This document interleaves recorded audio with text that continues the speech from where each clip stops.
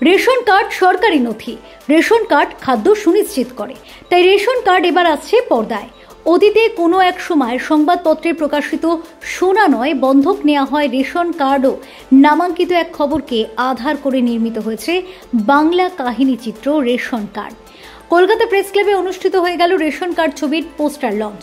2008-এর কাল্পনিক গল্প অবলম্বনে তৈরি এই ছবির গল্পের কেন্দ্রবিন্দুতে আমাদের রাজ্যে কোনো এক জায়গায় খেটে খাওয়া পরিবার, যাদের তেল আনতে পান্তা ফুরোয়, সেরকম কিছু পরিবারের দৈনন্দিন জীবনের কাহিনী। এই দুনিয়ায় রেশন কার্ডের মূল্য নিয়ে এই ছবি। প্রিমিয়ার ফিল্মস প্রোডাকশনস নিবেদিত, অশোক গুপ্তা প্রযোজিত এই ছবির পরিচালনায় জয়ন্ত উপাধ্যায়, তারই অতিরিক্ত সংলাপও।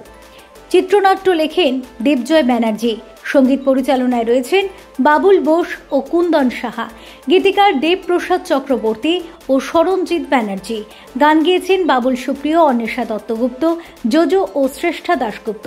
চিত্রগ্রহণে পার্থ রক্ষিত ও উজ্জ্বল মুখার্জি। আর এই ছবিতে অভিনয় করেছেন সুদীপ মুখার্জি, ভাস্কর ব্যানার্জি, অনামিকা সাহা, পিয়া দাস, মেঘনা হালদার, ছন্দা চ্যাটার্জি, নিমাই ব্যানার্জি, মুম্বাই খ্যাত আলী খান ও নবাগতা সমৃদ্ধা চক্রবর্তী সহ অন্যান্যরা।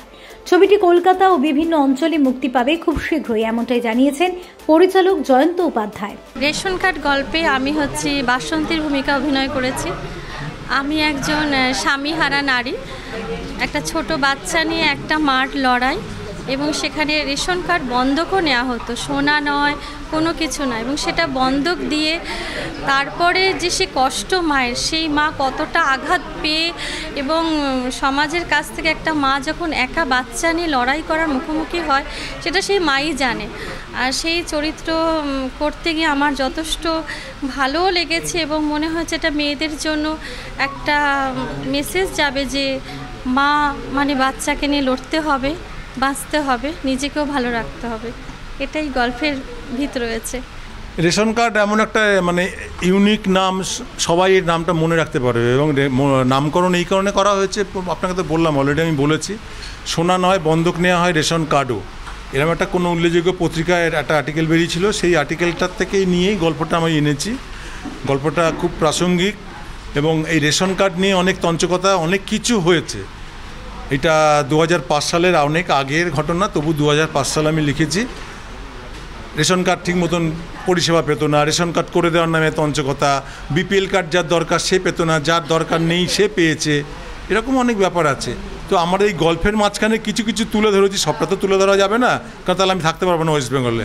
তো সেরকম কিছু কিছু গল্পের এখানে রেখেছি। রেশন কার্ড বন্ধক রেখে আমাদের গল্পের যে প্রাসঙ্গিক মূল ক্যারেক্টার পড়ান, সে বিভিন্ন মাল জমা রেখে দেয়, সেগুলো ব্ল্যাকে বিক্রি করে দেয়, এবং সেই গ্রামটা অন্ধকার নেমে আসে।